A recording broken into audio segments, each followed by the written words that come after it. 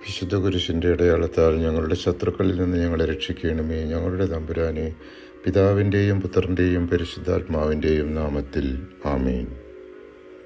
വഞ്ചന നിറഞ്ഞ ആസക്തികളിൽ നിന്നകന്ന് ക്രിസ്തുവിൽ പുതിയ മനുഷ്യനാകുവിൻ എന്ന് ആഹ്വാനം ചെയ്യുന്ന വേദഭാഗമാണ് വിശുദ്ധ പൗലോസ് എഫേസോസുകാർക്ക് എഴുതിയ ലേഖനം 4-ാം അധ്യായം 17 മുതൽ 24 വരെയുള്ള തിരുവചനങ്ങൾ. കർത്താവിൽ ഞാൻ നിങ്ങളോട് ഉറപ്പിച്ചു പറയുകയും സാക്ഷ്യപ്പെടുത്തുകയും ചെയ്യുന്നു, നിങ്ങൾ ഇനി ഒരിക്കലും വ്യർത്ഥചിന്തയിൽ കഴിയുന്ന വിജാതീയരെ പോലെ ജീവിക്കരുത്.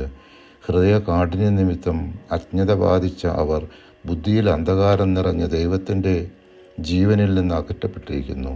അവർ മനസ്സ് മരവിച്ച് ഭോഗാസക്തിക്ക് തങ്ങളെ തന്നെ സമർപ്പിച്ചു.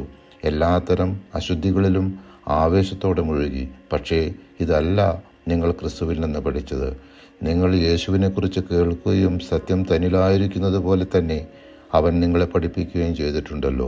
നിങ്ങളുടെ പഴയ ജീവിത രീതിയിൽ നിന്ന് രൂപം കൊണ്ട വഞ്ചന നിറഞ്ഞ ആസക്തികളാൽ കലുഷിതനായ പഴയ മനുഷ്യനെ ദൂരെ എറിയുവിൻ. നിങ്ങൾ മനസ്സിൻ്റെ ചൈതന്യത്തിൽ നവീകരിക്കപ്പെടട്ടെ. യഥാർത്ഥമായ വിശുദ്ധിയിലും നീതിയിലും ദൈവത്തിൻ്റെ സാദൃശ്യത്തിൽ സൃഷ്ടിക്കപ്പെട്ട പുതിയ മനുഷ്യനെ നിങ്ങൾ ധരിക്കുവിൻ. നമ്മുടെ പാപാവസ്ഥകളാൽ ഉണ്ടായിക്കൊണ്ടിരിക്കുന്ന ദൈവകോപം ശമിപ്പിക്കുന്നതിന് നമ്മുടെ കർത്താവിൻ്റെ പാടുപീടുകളെ ഓർത്ത് നമുക്ക് ധ്യാനിക്കാം.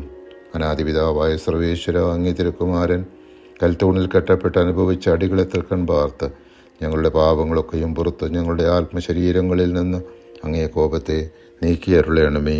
ആമേൻ.